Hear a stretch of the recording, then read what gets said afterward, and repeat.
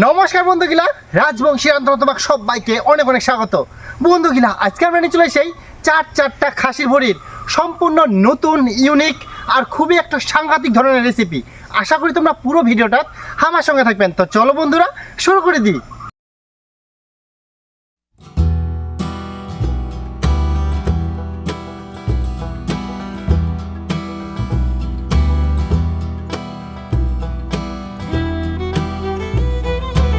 তো বন্ধুগিলা, আমরা কিন্তু ফাইনালি চলে এসে এই ভরিগুলা আমরা এখন এই পুকুরের জলে ভালো করে পরিষ্কার করে নিব।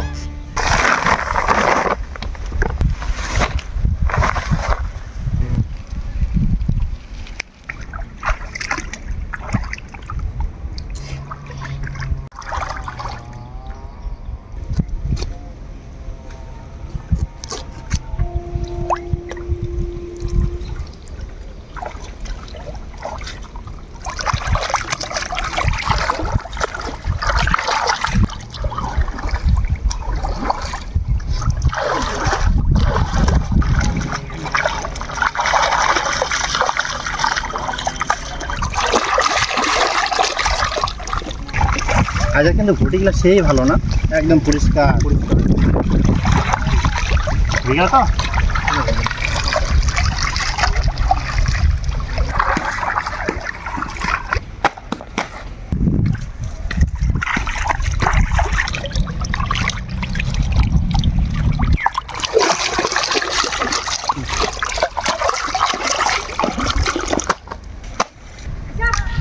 তো বন্ধুগিলা, আমার কিন্তু ভরিগুলা পরিষ্কার করা হয়ে গেলে আমরা এখন চলে যাব রান্নার কাজত। আমরা এখন ভরিগুলা ভালো করে পরিষ্কার করে নিব। তার জন্য করে আমরা এখন গরম জল বসাই দিব।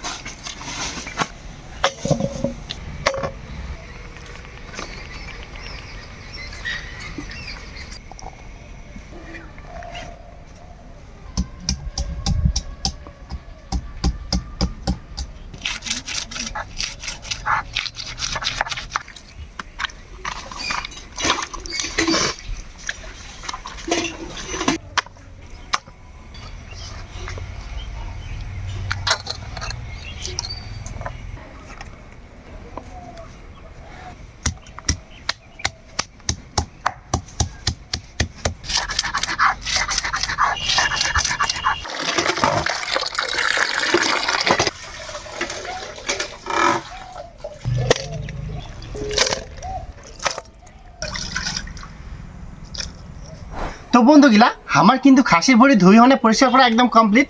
আমরা এখন খাসির ভরি গিলা কিছু মশলাপাতি দিয়ে মাখিয়ে ধুই দিব। প্রথমে দিব স্বাদ অনুসারে নুন, তারপরে দিব হচ্ছে হলুদ গুঁড়া, দিয়ে দিব হচ্ছে লাল লঙ্কার গুঁড়া হাফ চামচ, দিয়ে দিব 2 চামচের মতো আদা রসুন বাটা,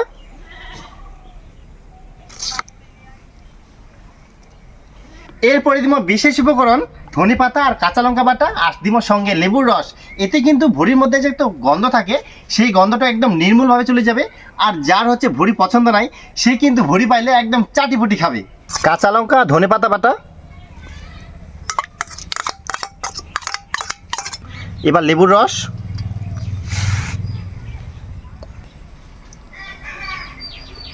আর দিব অল্প পেঁয়াজ কুচি।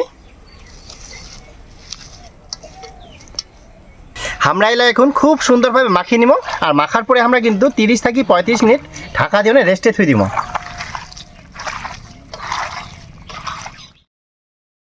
আমার কিন্তু খাসির ভুড়ি খান 30 মিনিটের মতন ম্যারিনেট করা হয়ে গেলে আমরা এখন কড়াই দিয়ে দিব সরষের তেল।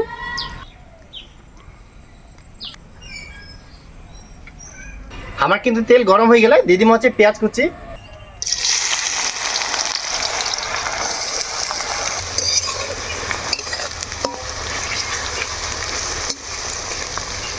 আমরা কিন্তু পেঁয়াজগুলা বেশ ভালোভাবে ভাজি নেই। এই সময় আমরা দিব জিরা বাটা আর শুকনো লঙ্কা বাটা।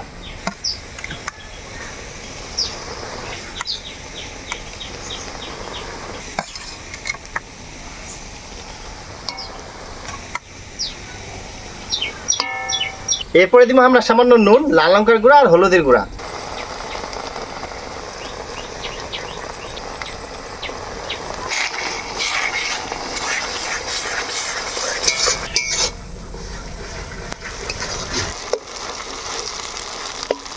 মশলাখান কিন্তু খুব সুন্দরভাবে কষিয়ে নিয়ে এ সময় আমরা দিব মশলা দিয়ে মাখিয়ে ধোয়া খাসির ভুঁড়ি।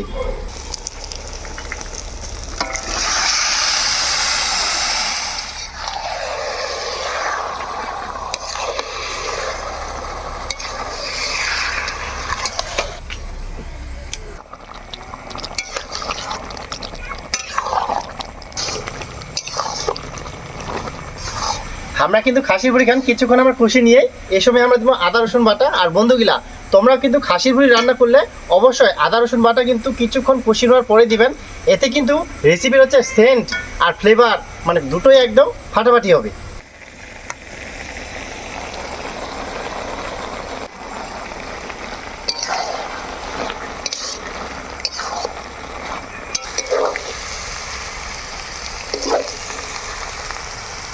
আমরা কিন্তু আদা রসুন বাটা দিয়ে অনেক খাসির ভুঁড়ি খান বেশ খানিকক্ষণ ধরে কষিয়ে নিয়ে এই সময় আমরা দিব হচ্ছে ঝোলের জন্য জল।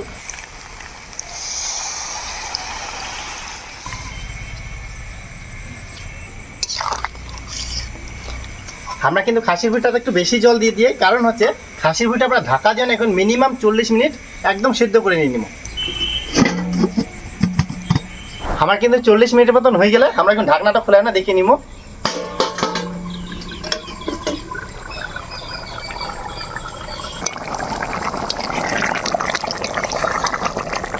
ঝোলটাও কিন্তু খুব সুন্দরভাবে একদম শুকাই গেলে। তো বন্ধুরা, আজকে আমার এই খাসির ভুঁড়ির রেসিপিটা তোমরা কিন্তু বেশি বেশি শেয়ার করবেন, কারণ যার যার খাসির ভুঁড়ি প্রিয় তারা কিন্তু এইভাবে যদি একবার রান্না করে তাহলে একদম চাটিপটি খাবে, মানে একদম জীবনে না ভোলার মতন। আর অবশ্যই অবশ্যই আমার কিন্তু রাজবংশী রান্ধন চ্যানেলটা তোমাকে সাবস্ক্রাইব করতে হবেন। আর রাজবংশী রান্ধন চ্যানেল মানে কিন্তু সব কিছু নতুন নতুন রেসিপি।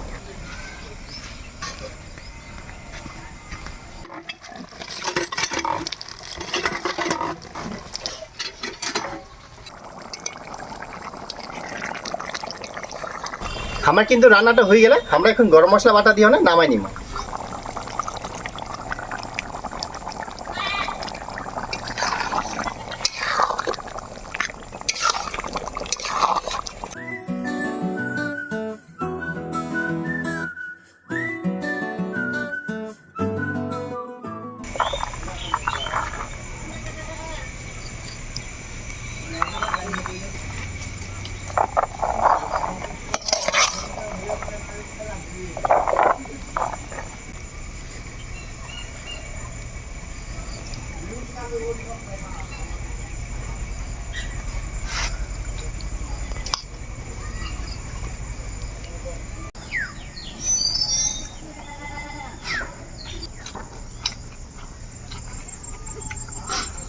খাসির ভুঁড়ি একদম রান্না দারুণ হয়া।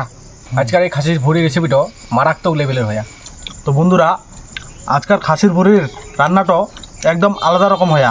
বাড়ির যেভাবে খাই তার থেকে একটু আলাদা, মানে এইভাবে রান্না করলে কোনো রকম যে একটা নির্দিষ্ট গন্ধ থাকে ভুঁড়িটার, ওটা কিন্তু থাকেনি। আর খাইতেও কিন্তু দারুণ লাগে। তোমরা পারলে এভাবে একবার খাই দেখেন। আর রেসিপিটা তোমার যদি ভালো লাগে তাহলে পুরোটাই দেখার চেষ্টা করেন আর বেশি বেশি করে শেয়ার করবেন।